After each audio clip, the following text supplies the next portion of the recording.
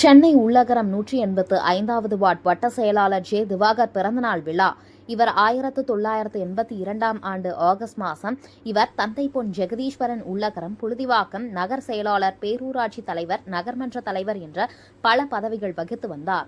அவரது மகனாகிய ஜே திவாகர் பள்ளி படிப்பை முடித்து உயர்கல்வி முடித்தவுடன் அரசியலில் அதிக ஆர்வம் கொண்டவர். கலைஞர் மீதும் தளபதி இவர்களின் கொள்கையை பின்பற்றி அரசியல் வாழ்க்கையை தொடங்கினார். தன் தந்தை விட்டு சென்ற பணியை அரசியல் வாழ்க்கையை தொடங்கினார். இவர் முதலில் 5வது வார்டு கிளை செயலாளராக, உள்ளகரம், புழுதிவாக்கம் இளைஞரணி அமைப்பாளராக கடந்த 15 ஆண்டுகளாக இப்பதவியில் நீடித்து வருகிறார்.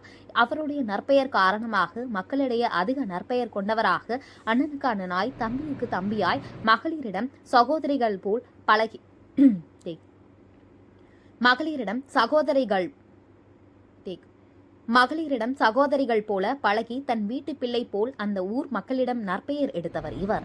ஆதலால் கட்சியில் இவருக்கு 185வது வட்ட செயலாளராக பணியாற்ற மேலிடம் உத்தரவிட்டது. அதனைத் தொடர்ந்து அவர் ஷர்மிளா தேவியை மணமுடித்து இன்று தன் மனைவியை மாமன்ற உறுப்பினராக பதவி வகிக்குவர். அதனைத்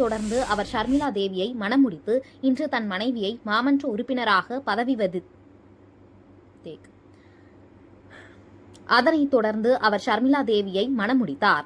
இன்று தன் மனைவியை மாமன்ற உறுப்பினராக பதவி வகித்து வருகிறார். அவருடன் இணைந்து மக்கள் சேவை செய்து வருகிறார். இதனுடன்